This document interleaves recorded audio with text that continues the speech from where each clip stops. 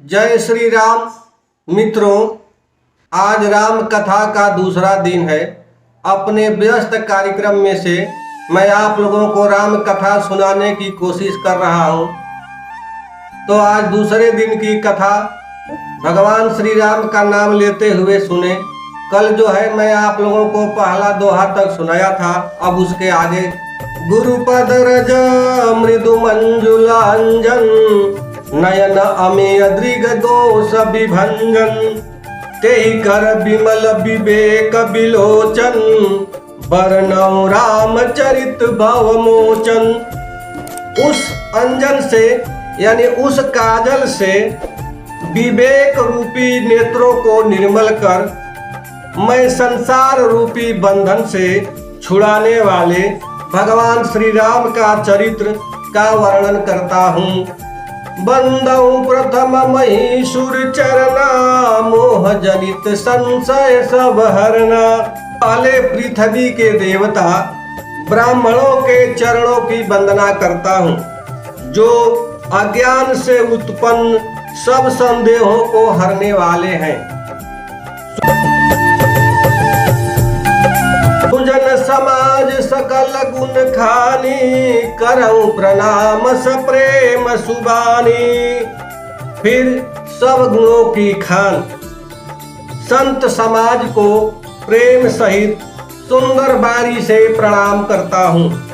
साधु चरित शुभ चरित कपासु निरस विशद गुणमय फल जासु। संतों का चरित्र कपास के चरित्र यानी जीवन के समान है, जिसका फल नीरस विशद और गुणमय होता है। जो सही दुख पर छिद्र दुरावा बंधनीय जय जग जस पावा। संत स्वयं दुख सहकर दूसरों के दोषों को ढकता है। संत जो है दुख सहकर भी दूसरे के दोषों को ढकता है, जिसके कारण उसने संसार में वंदनीय यश प्राप्त किया है। मुद मंगलमय संत समाजू जो जग जंगम तीर्थ राजू। समाज आनंद और कल्याणमय है, जो संसार में चलता फिरता तीर्थराज प्रयाग है। राम भक्ति जसुर सरिधारा सरसई ब्रह्म विचार प्रचारा। जहाँ उस संत समाज रूपी प्रयागराज में राम भक्ति रूपी गंगा जी की धारा है और ब्रह्म विचार का प्रचार करने वाली माँ सरस्वती जी हैं। विधि निषेधमय कलिमल हरणी कर्म कथा रविनंदनी बरनी। विधि और निषेध, यह करना है और यह नहीं करना है। विधि और निषेध रूपी कर्मों की कथा कलयुग के पापों को हरने वाली सूर्य तनुजा सूर्य पुत्री यमुना जी हैं। हरिहर कथा विराजति बेनी सुनत सकल मुद मंगल देनी। भगवान विष्णु जी और शंकर जी की कथाएं त्रिवेणी रूप से सुशोभित हैं, जो सुनते ही सब आनंद और कल्याणों को देने वाली है। बटु विश्वास अचल निज धर्मा तीर्थ राज समाज सुकर्मा। उस संत समाज रूपी प्रयाग में अपने धर्म में जो अटल विश्वास है वह अक्षय बट है, और शुभ कर्म ही उस तीर्थराज का समाज यानी परिकर है। सब ही सुलभ सब दिन सब देशा सेवत सादर समन कलेशा। वह संत समाज रूपी प्रयागराज सब देशों में सब समय सभी को सहज में ही प्राप्त होता है, और आदर पूर्वक सेवन करने से क्लेशों को नष्ट करने वाला है। अकथ अलौकिक तीर्थ राउ ते सद्य फल प्रगट प्रभाव। वह तीर्थराज अलौकिक और अकथनीय है और तत्काल फल देने वाला है। उसका प्रभाव प्रत्यक्ष है। दोहा, सुनि समुझहि जन मुदित मन, मज्जहि अति अनुराग। लहहि चारि फल अछत तनु, साधु समाज प्रयाग। जो मनुष्य इस संत समाज रूपी तीर्थराज का प्रभाव प्रसन्न मन से सुनते हैं, समझते हैं और फिर अत्यंत प्रेम पूर्वक इसमें गोते लगाते हैं, वे इस शरीर के रहते ही धर्म, अर्थ, काम और मोक्ष चारों फल पा लेते हैं। मज्जन फल पे खेय तत्काला, का कहो ही पिक बकऊ मराला।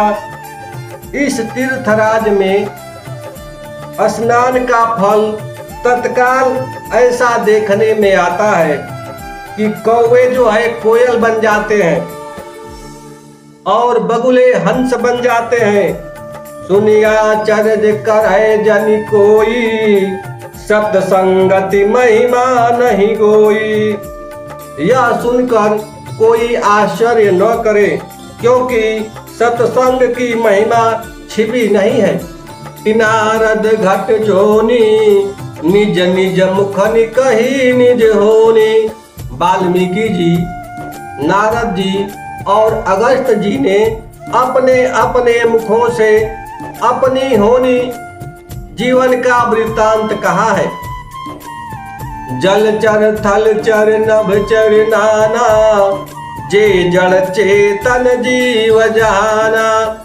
जल में रहने वाले, जमीन पर चलने वाले और आकाश में विचरने वाले नाना प्रकार के जड़ चेतन जितने जीवी संसार में हैं, मति की रति गति भूति भलाई, जब जेहि जतन जहाँ जेहि पाई। उनमें से जिसने जिस समय जहाँ कहीं भी किसी यत्न से बुद्धि, कीर्ति, सदगति, विभूति, ऐश्वर्य और भलाई पाई है, तो सब जान सो जानब सत्संग प्रभाव, लोकहु वेदन आनहु पाऊ। सो सब सत्संग का ही प्रभाव समझना चाहिए। वेदों में और लोक में इसकी प्राप्ति का दूसरा कोई उपाय नहीं है। बिनु सत्संग विवेक न होई, राम कृपा बिनु सुलभन सोई। सत्संग के बिना विवेक यानी ज्ञान नहीं होता और राम जी की कृपा के बिना वह सत्संग सहज में मिलता नहीं है। सत्संगत मुद मंगल मूला, सोई फल सिद्धि सब साधन फूला। सत्संगति जो है आनंद और कल्याण की जड़ है। सत्संग की सिद्धि ही फल है और सब साधन जो है फूल है। सठ सुधर ही सत्संगति पाई, पारस परस कुधात सुहाई। दुष्ट भी सत्संगति पाकर सुधर जाते हैं। जैसे पारस के स्पर्श से लोहा सुहावना हो जाता है।